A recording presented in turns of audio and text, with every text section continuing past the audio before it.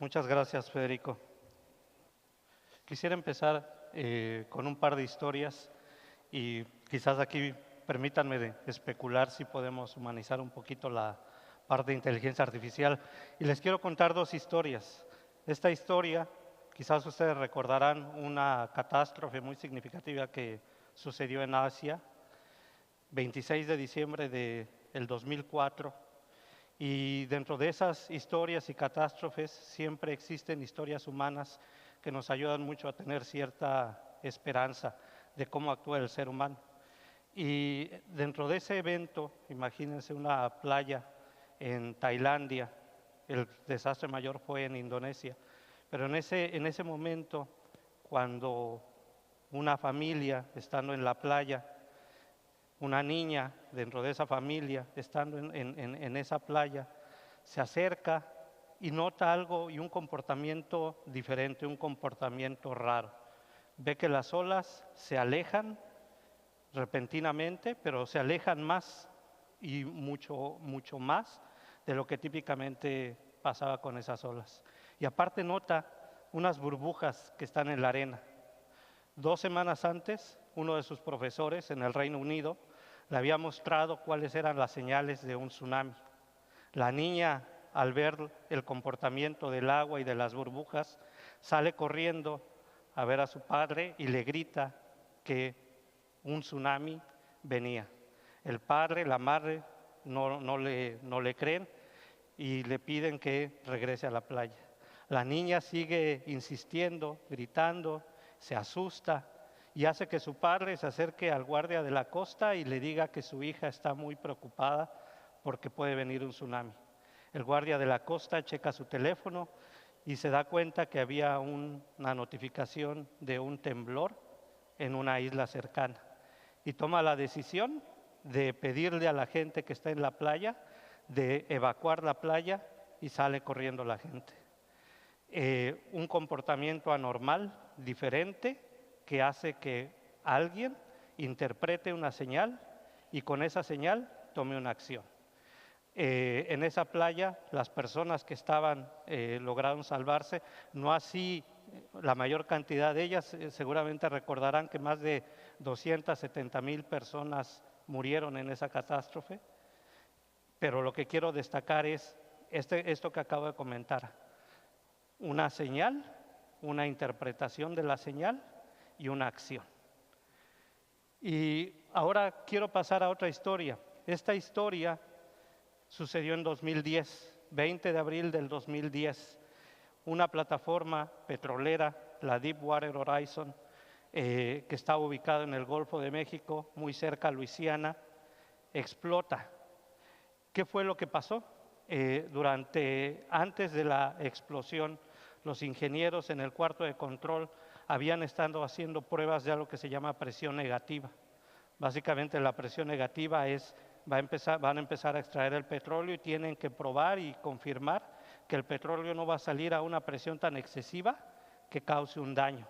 Pero las lecturas en sus medidores eran diferentes, no eran típicos. Ellos observaban que había un patrón de comportamiento no conocido, pero tenían también la intención de poder no detener el negocio, de poder avanzar con la extracción, y tomaron la decisión de continuar con ese proceso. Un momento después se rompe en la parte donde está el lecho marino, eso que ven ustedes ahí, que es una pieza que sostiene y que cierra unas válvulas, se rompe por la presión, el crudo sale a una alta presión y hace que explote la plataforma. Tardaron 2 días en apagar la plataforma, pero más cerca de 3 meses en poder quitar el petróleo de todo el mar, y se convirtió en el mayor desastre petrolero en la historia de los Estados Unidos, y el impacto en el océano fue el equivalente a 1/3 del tamaño de Italia. Entonces ustedes se pueden imaginar ese impacto. ¿Qué rescato de aquí? Una señal que en ese momento era un evento en donde el ser humano tomó una decisión que quizás no fue la apropiada, fue continuar con el proceso, y una acción. La acción fue continuemos. Sin embargo, el impacto fue muy alto, dos desastres. Y no vengo aquí a hablar de desastres, pero quería quizás rescatar un tema que espero irlo aclarando a lo largo de la presentación del concepto de lo que es una anomalía. ¿Y por qué una anomalía? ¿Por qué enfocar el uso de la inteligencia artificial en el manejo de datos tributarios en un concepto de anomalía? Y aquí quiero rescatar algo, una reflexión mía. Una señal sin una interpretación correcta que derive en una acción es una señal inútil, ¿correcto? Si ustedes, pasándolo a la vida cotidiana, estamos enfrente en un semáforo en la calle, se pone el semáforo en rojo, la señal, interpreto, señal en rojo significa detente y tomo la acción de detenerme. Si yo no hago ese proceso sistémico, seguramente voy a tener o me voy a exponer a un accidente. Y aquí quisiera irles compartiendo algunas, voy a llamar, si quieren verlo así, algunas posibles recomendaciones en el uso de la inteligencia artificial. La inteligencia artificial tiende a ser exitosa si nosotros logramos sistematizarla en el modelo como procesa un humano una acción, ¿sí? Y eso viene desde que nosotros estamos diseñando cómo usarla.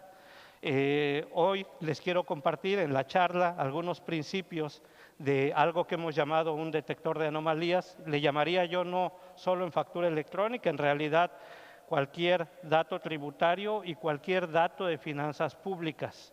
Y voy a ir abordando un poco en el tema. Y aquí, en esto, la realidad es que está derivando mucho la necesidad de hacer uso de la inteligencia artificial, el volumen de información. Y creo que esa viene siendo como un cliché. Todos hemos comentado de que hay grandes volúmenes de información, pero el hecho de que hoy la economía se está digitalizando, las transacciones económicas que iniciaron siendo en papel, hoy se digitalizan, que para ustedes es algo muy conocido. La realidad es que la economía en general se está digitalizando de una manera acelerada. Y cuando empezamos a tratar de analizarlo, hoy estaba leyendo un documento de esta consultora que se llama Vilentis, y que les recomiendo, es un reporte abierto, creo que sería muy interesante si le dan una revisada, pero miren la ilustración que está a su lado derecho. Básicamente lo que está mostrando es que las operaciones en el contexto económico se están digitalizando, pero no solo se están digitalizando en modo de silos, se están interconectando. Entonces, toda la actividad económica se está interconectando. Y cuando hablamos de volúmenes, ustedes pueden ver en el tema de comprobantes fiscales el tamaño que representan los equivalentes a facturación electrónica. Son 560 billones de datos. Y aquí hagan la reflexión, ustedes conocen muy bien una factura electrónica, la factura electrónica, 560 billones de esos documentos, pero si ustedes la abren como si fuera un libro, adentro de la factura yo tengo información de el emisor, el receptor, el producto que vendo, los impuestos tasables. Es un mundo de información. Y ese mundo de información, solamente para reforzar un poco la idea, darles algunas medidas. Mi país procesa al año alrededor de 10 billones de facturas electrónicas. En un año, multipliquen esos 10 billones por todos los datos que tiene una factura electrónica. Brasil, el año anterior, procesó 43.4 millones de declaraciones de renta. ¿Y en qué contexto se encuentran esas operaciones? En el contexto económico de un país en donde en Colombia, por ejemplo, tenemos 1.56 millones de empresas activas. Y la República Dominicana, hasta donde logré informarme un poco, en un mes anterior logró un recaudo histórico de 100 billones de pesos dominicanos en un mes. Traten de colocar los números en el contexto de cómo hacemos uso de la inteligencia artificial para lograr algo con ese mundo de información. Y aquí el reto, cuando hablaba yo el concepto de anomalía, es nosotros típicamente conocemos una conducta que es normal, ¿correcto? Si yo, por ejemplo, déjenme darles un ejemplo muy práctico. Si yo tengo una empresa que está en una condición de liquidación, en quiebra, disuelta y suspendida, lo cual significa no debería de facturar. Siempre hay excepciones, pero la excepción no es la regla. Quizás esa condición no debería de facturar, pues yo no necesito en realidad tecnología, ni ciencia, ni echar un cohete a la luna para saber que eso no debería de pasar, ¿correcto? Pero cuando empezamos nosotros a ponernos en el contexto de los grandes volúmenes de información, la realidad es que no es tan simple, es más complejo. Y esa misma información le da una utilidad a la entidad pública, pero también al consultor impositivo. A la entidad pública le ayuda a priorizar aquellos eventos que pueden afectar el recaudo. Y al consultor impositivo le ayuda a identificar aquellos eventos que pueden afectar el cumplimiento. Y entonces en realidad lo que tenemos es actores en una operación económica que tienen un fin común, una sincronía o una alineación en el uso de esa información. La diferencia con la entidad es que lo tiene que hacer o analizar a una escala masiva. Si ustedes ven la información histórica de una factura electrónica en algunos países, puede ser de 50 billones de facturas electrónicas y multiplícanlo por todo lo que tiene adentro una factura. Entonces, el tema importante es que con tanta información a una escala, cada quien en su contexto, sigue siendo un volumen muy grande, pero un interés común. Ese es el tema importante. Ahora, cuando hablamos de anomalía, y retomo los dos eventos que les compartí al principio, una anomalía es un evento muy simple, anormal, no esperado, una conducta que se encuentra fuera de un contexto o un conocimiento conocido, y lo que buscamos es cómo identificamos esos comportamientos anormales con inteligencia artificial. Y aquí esto va a ser lo más técnico que les voy a mostrar, pero la verdad es que es muy simple de entender. Y quisiera empezar a tratar de desgeneralizar la inteligencia artificial, la palabra, porque a veces la tratamos de forma muy genérica, pero la inteligencia artificial en esencia son modelos, y hay diferentes tipos de modelos, ¿correcto? La herramienta que estoy conversando con ustedes tiene este principio de análisis. Es un principio de análisis en donde identifica un riesgo a través de algo que se llama una inteligencia artificial generativa, que me da solamente el elemento de entendimiento de qué puedo yo analizar con la información, pero no me da la calificación. Y aquí imagínense que la tarea es, dentro de todo este mar de operaciones tributarias, quiero encontrar un riesgo. Y la inteligencia artificial me da el conocimiento para saber qué cosas debería de inspeccionar, la parte generativa, pero no le dejo a esa parte generativa la interpretación ni posible calificación de un riesgo, por algunas razones que ahora les voy a explicar. La inteligencia artificial generativa es lo que ustedes conocen o conocemos como el ChatGPT, Perplexity, Gemini, Claude, ¿sí? OpenAI, el Azure OpenAI de Microsoft. Atrás tienen modelos y tienen diferentes tipos de modelos. Esas tecnologías generativas están sustentadas por algo que se llaman lenguajes amplios. Ahora no los confundo, nada más lenguajes amplios. Pero la inteligencia artificial viene desde los 40, viene ya desde hace muchos años. Y en realidad los principios no han cambiado. Los principios que ven ustedes en lo que llamamos inteligencia artificial clásica siguen siendo vigentes. Esos principios son los que hace años no nos permitían correr, por ejemplo, una simulación Monte Carlo, un proceso matemático, en un tiempo corto, porque no había el cómputo para poder hacer todo el conjunto de cálculos.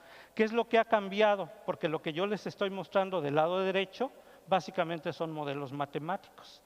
Lo que ha cambiado es que el día de hoy tenemos la capacidad de hacer operación matemática a una escala impresionante, pero el principio matemático no ha cambiado. ¿Cuál es la diferencia entre lo que ven del lado izquierdo y lo que dice ahí ML, que es Machine Learning, aprendizaje de máquina? Lo que está del lado izquierdo y lo que está del lado derecho. Lo que está del lado izquierdo es algo que se llaman redes neuronales, lo que está del lado derecho es algo que se llaman modelos matemáticos. Y es matemática. La matemática viene en esos algoritmos que dicen ML para poder aplicar una técnica que ahora voy a tratar de explicarles de una forma muy sencilla.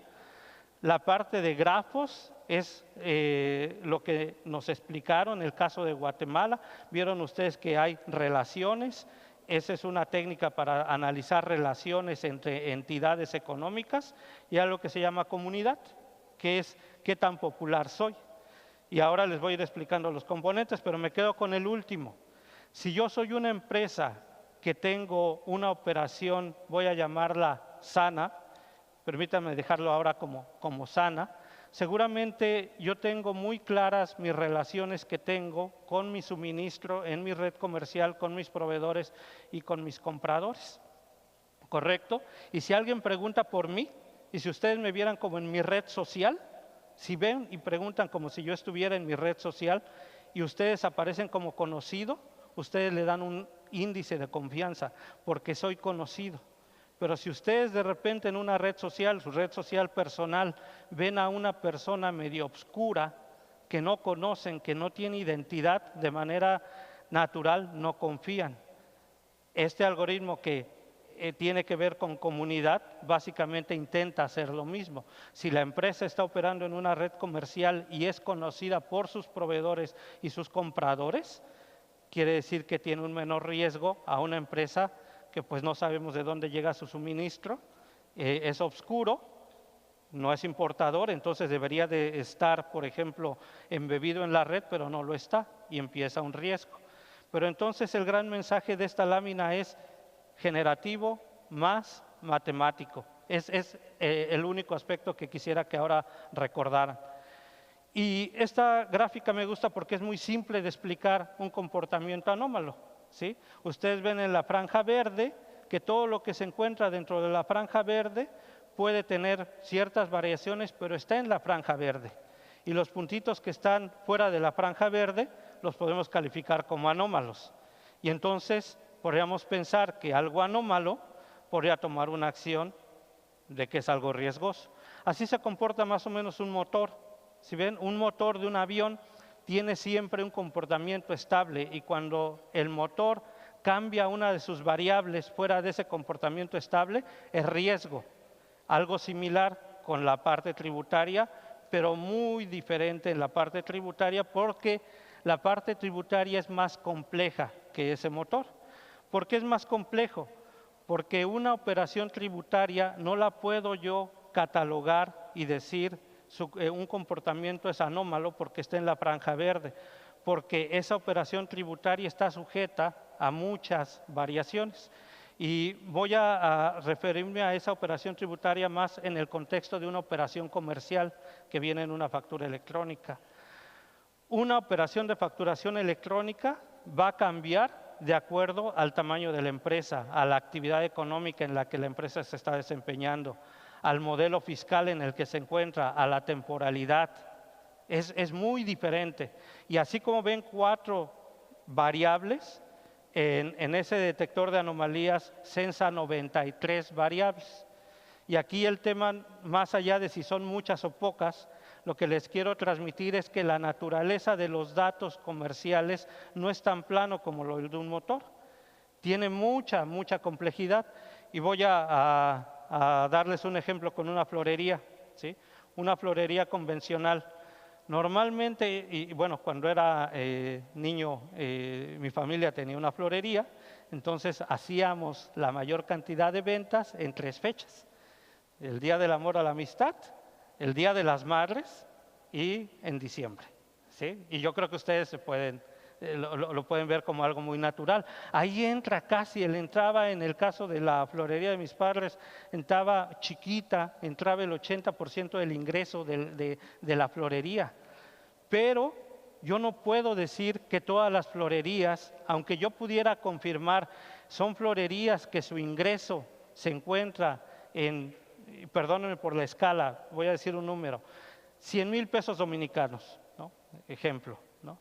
Todas las que se encuentran en 100,000 pesos dominicanos de ingreso, si hay algo que se comporta fuera de un rango, es algo anormal. La realidad es que no.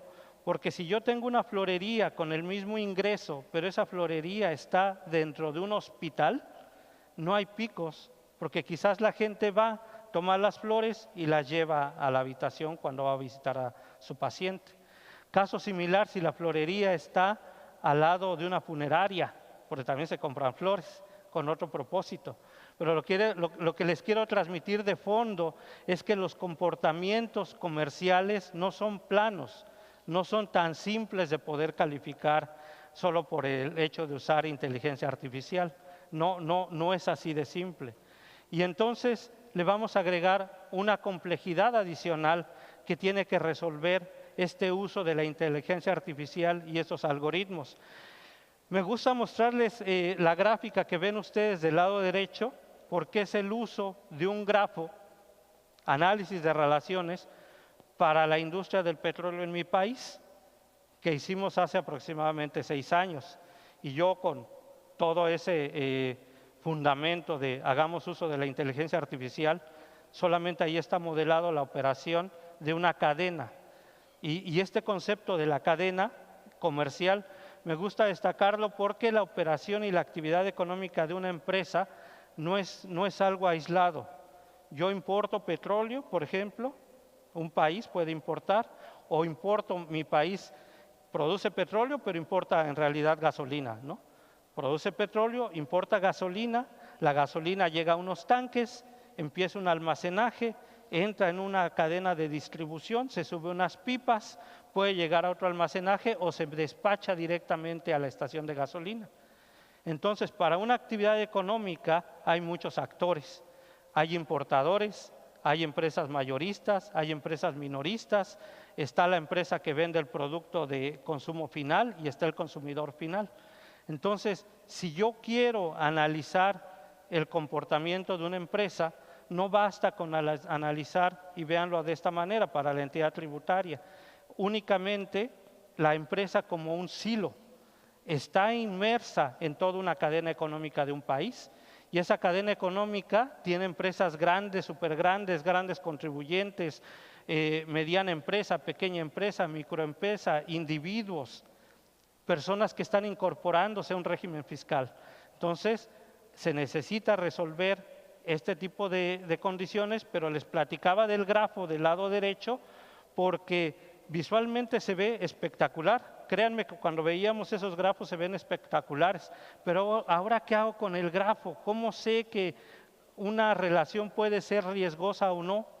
Y entonces el reto no nada más es tener la técnica, sino lo más importante es tener la habilidad de operatizar la técnica.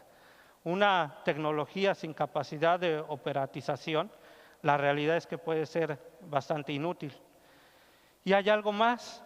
Yo les comentaba al principio, ¿se acuerdan que les decía el caso de la niña o el caso de la plataforma? Una señal, una interpretación, una respuesta. Ese es un proceso sistémico y es muy humano, es muy simple de entender.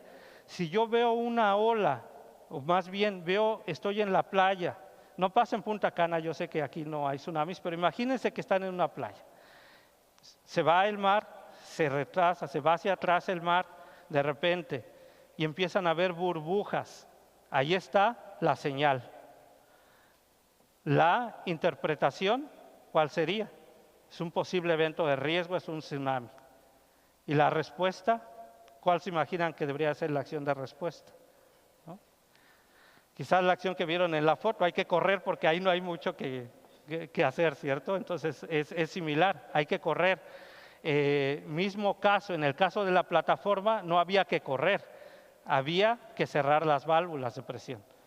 pero lo importante es, hay una acción y es un proceso sistémico. Es lo mismo que pueden ver ustedes en este proceso. Miren que aquí es una forma muy sencilla de entender cómo se implementa la inteligencia artificial de una manera práctica. Un algoritmo no nos resuelve todo. Un algoritmo solamente es una herramienta. La realidad es que nosotros tenemos que encontrar la manera de acercar esos grandes volúmenes de información. Tenemos que poder validar la calidad de esa información. Y les quiero contar también una anécdota de mi país.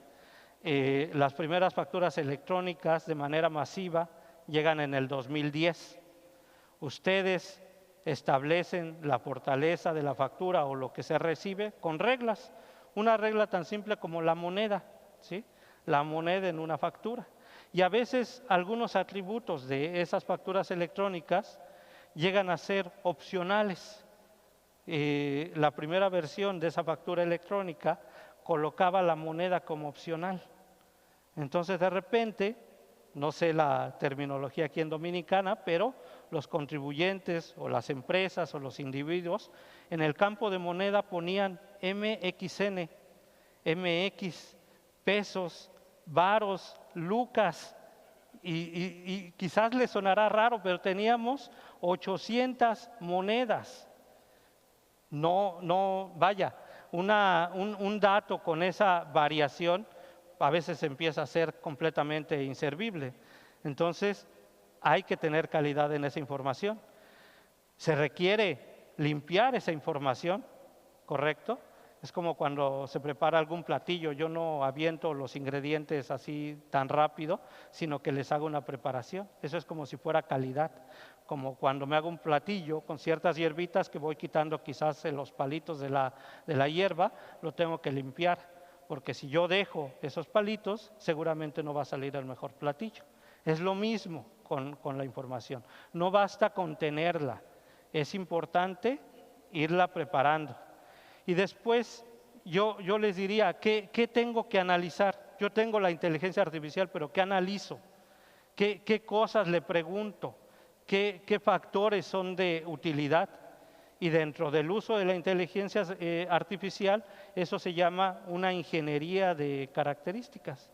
Las características básicamente es riesgo, lo puedo asociar, voy a poner un riesgo muy sencillo, ¿no?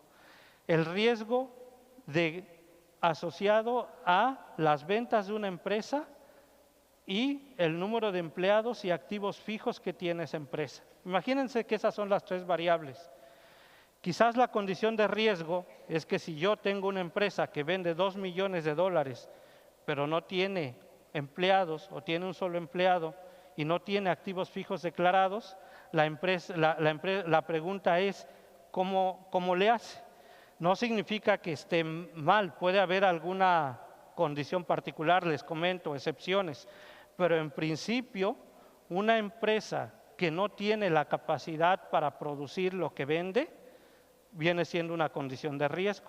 Y eso que les acabo de comentar de usar variable A, variable B, condición C, eso se llama ingeniería de variables. Y es lo que tiene esta herramienta que hace una ingeniería de variables que se define con algo que se llama un modelo generativo. ¿Por qué un modelo generativo? Porque nosotros como seres humanos, si hoy les doy una factura y pregunto cuáles son los factores de riesgo que puedo encontrar en una operación comercial, creo que no necesariamente va a haber consenso. Viene mucho derivado del conocimiento propio que tienen ustedes como consultores impositivos, del tipo de empresas que atienden, de la región geográfica en la que se encuentran, de muchas particularidades. Y les cuento también una anécdota rápida. Hace unos par de años, en un país centroamericano donde estábamos implementando esto, nos encontrábamos con empresas que cancelaban la factura y metían una nota de crédito en una industria del café. Y ustedes dirían, ok, quizás para muchos es conocido cómo opera la industria del café, pero era raro que cancelaran muchas operaciones que venían de ventas de café, pero las cancelaban 1 hora o 2 horas después de que se hacía la venta. Ustedes decían, ¿por qué se cancela? En algunos países el precio del café es variable y se ajusta en el punto de venta. Entonces, pues tengo que ajustar, tengo que emitir un documento que corrija. Igual, otro país, el comercio de la carne, ¿sí? Ahí había empresas que se beneficiaban de una tasa cuando vendían carne, y la diferencia es que en la factura electrónica decía carne, pero cuando ustedes empezaban a entrar al detalle, línea de detalle, muchas de esas empresas lo que transportaban eran animales vivos y otra era una carne ya procesada. Pero para el tema de animales vivos había un incentivo porque es como ganadería. Y es diferente ese posible incentivo cuando yo ya estoy vendiendo carne procesada para irse a un restaurante. Los dos decían carne. La diferencia es que uno iba vivo y el otro muerto. Los dos eran dos vacas, pero en diferente condición, ¿cierto? Y a veces es entendible, buscando un beneficio es cómo se acomoda, ¿no? Cómo lo acomodamos por ahí al momento de que hacemos la venta. Entonces, similar, esas son las variables. Viene el uso de un algoritmo, que es eso que ven ustedes ahí, que es una detección de anomalías. Pero yo no puedo detectar una anomalía si no le digo a esos modelos matemáticos qué quiero hacer o cuáles son ciertos principios. Y después tengo que generar una puntuación o una interpretabilidad, que es lo que les comentaba. Ahí está la señal, pero ahora viene la interpretación. Tengo que interpretar el resultado. Y no basta con interpretarlo, tiene que haber una investigación. Y aquí les quiero dejar también un tema importante. La inteligencia artificial no sustituye el razonamiento humano para tomar una decisión. Me da los hallazgos, me da los indicios, pero el que califica una operación como en una condición, vamos a llamar, incorrecta, es el ser humano. La tecnología me ayuda a acercarme al evento que es anormal, pero no necesariamente está tomando la decisión por mí. Y yo les sugiero que este enfoque es muy efectivo. No es que yo vaya a dejar completamente en el algoritmo una decisión, porque si yo tomo una decisión en ese sentido, quizás, y eso implica un acto de fiscalización, imagínense que yo le doy al auditor, aquí está el score, ese score es 0.6, y entonces implica un acto de fiscalización a la empresa. Atrás de ese acto de fiscalización tiene que haber un soporte y hay una ley y hay un marco regulatorio. Entonces no nada más basta con eso. Y aquí hay diferentes técnicas para hacer uso de inteligencia artificial y pueden ver dos muy conocidas. Este detector de anomalías usa la que se llama no supervisado y de manera muy simple la diferencia entre estos modelos matemáticos es que uno le tengo que decir cuáles son las condiciones que definan a un comportamiento. Ahí ven ustedes una manzana, lo voy a poner como un pato. Si yo tengo algo que mide 40 centímetros de ancho, 30 centímetros de alto, tiene plumas, tiene pico y hace cuac cuac, es un pato, ¿no? O presumo que es un pato, ¿cierto? Entonces yo lo estoy etiquetando, yo estoy definiendo cuáles son las condiciones para saber si es un pato. Y entonces si vienen unos animales y veo eso, digo, es un pato. Pero la realidad es que en el comportamiento económico comercial es muy difícil que a veces las entidades conozcan a la perfección que es una operación anormal y usamos modelos no supervisados. Los modelos no supervisados son técnicas y algoritmos matemáticos que encuentran esos hallazgos que no son evidentes para nosotros. Y aquí otro elemento importante que resuelve esta técnica de inteligencia artificial que les comento.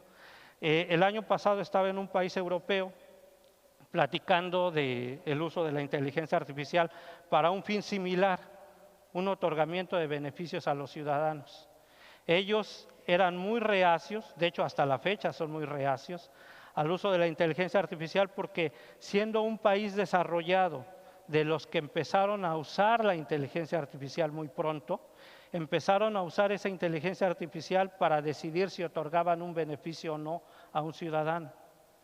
Y déjenme decirles, hablar matemáticamente, si la estadística dice, ¿no?, que yo, por ejemplo, me encuentro en una región, voy a hablarlo en nuestro contexto, de un nivel marginal en el ingreso, estoy ahí.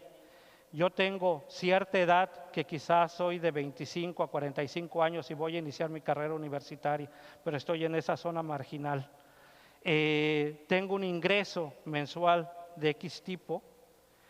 Matemáticamente y estadísticamente yo podría decir que la probabilidad de éxito de que yo obtenga como gobierno en el uso de los recursos públicos éxito en el otorgamiento de una beca, yo les diría, matemáticamente hay forma de definir ciertas reglas y justificar, tomar una decisión para decir, en estas condiciones el beneficio es de riesgo y no lo otorgo.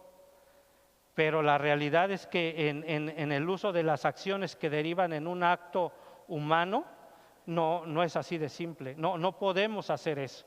No podemos depender de un score al máximo para ciertas decisiones. Es riesgoso. Y esa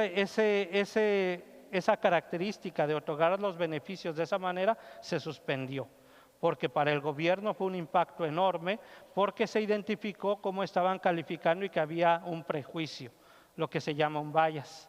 Y entonces aquí, dentro del mundo de algoritmos de inteligencia artificial, hay algo que tienen los datos de gobierno que hacen muy diferente el tratamiento del dato al que da un banco, por ejemplo, con sus clientes. Si yo me acerco a un banco y pido una tarjeta de crédito, seguramente si me la rechazan, me explicarán que no tengo quizás un buen historial crediticio y me explicarán que no tengo quizás el nivel de ingreso, pero no me van a explicar qué es lo que hay atrás de su modelo de riesgo para darme o no darme la tarjeta, ¿correcto? Eso no pasa en el gobierno, en las entidades tributarias, porque debe de tener sustento. Una red neuronal es difícil a veces de encontrarle el sustento a cómo calificó un riesgo. Un modelo matemático basado en matemática no es tan, voy a llamarlo, difícil, porque está sustentado por principios matemáticos, y eso se llama interpretabilidad igual a transparencia.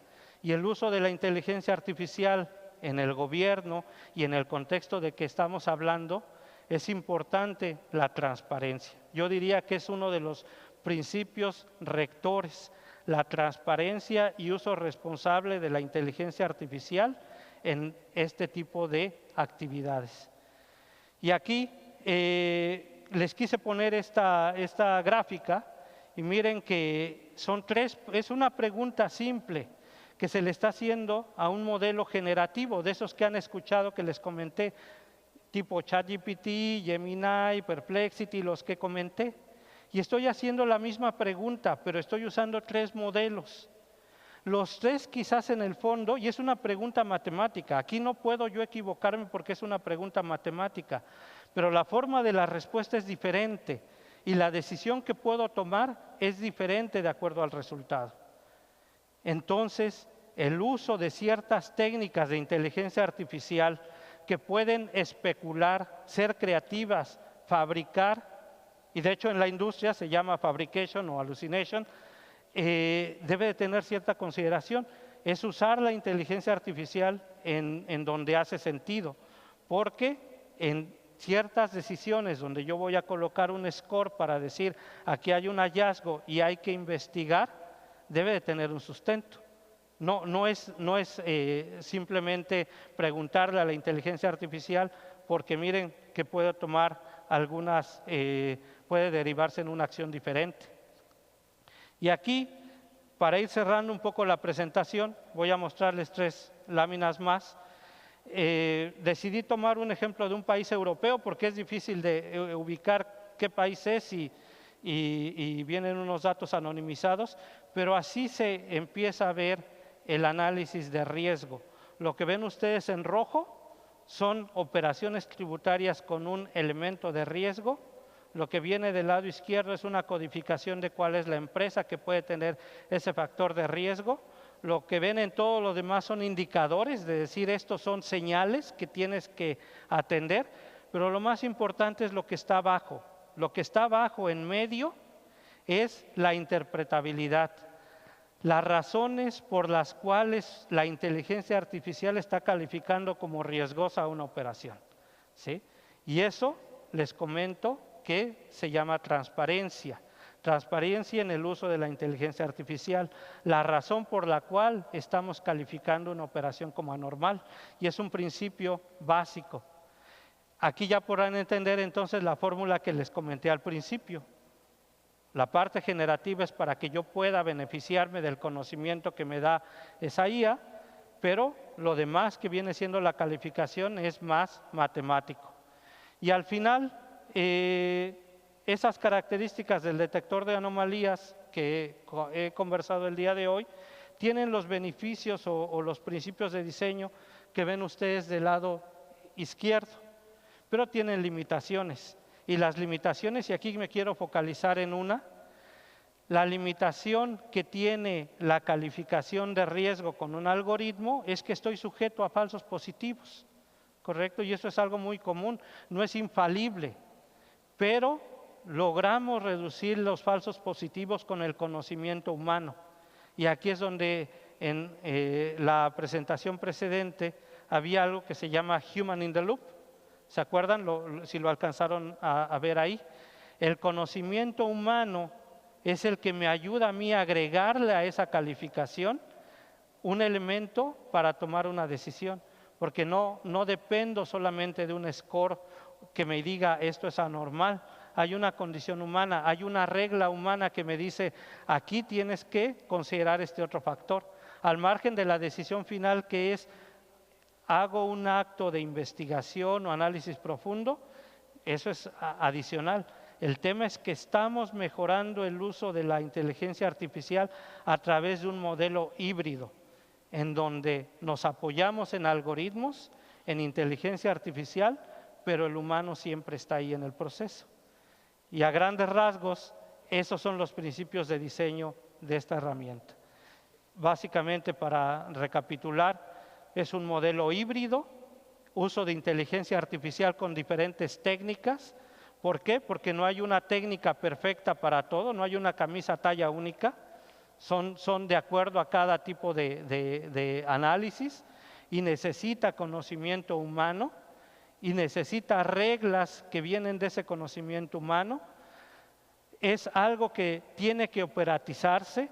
Quiere decir que muy rápido nosotros lo debemos de llevar a un aspecto operativo, por eso el proceso sistémico, eso que les comentaba, proceso sistémico, y es algo que es abierto, no es una caja negra. Si el día de hoy yo quiero ir y ver qué construí, qué codifiqué, qué se hizo, ese código tiene que ser abierto, porque cuando voy a irme a un proceso en donde quizás haga una inspección, y ya sonó el relojito, tengo que justificarlo, y eso es un tema súper importante. Al final del día cierro la presentación con este comentario. Los datos y la inteligencia artificial, en principio, para esto que estamos hablando, no es necesariamente que decidan por nosotros, pero nos dan el único elemento defendible de la acción que vamos a tomar o no vamos a tomar. Y acuérdense de los dos casos que les comenté al principio. En el primero, logré tomar la decisión de correr, salir, alejarme, salvar la vida. En el segundo, una mala lectura también ocasionó pérdidas humanas y un desastre ecológico tremendo. Entonces, espero que les haya yo compartido un poco de entendimiento de qué es la inteligencia artificial para detección de anomalías en operaciones tributarias. Gracias.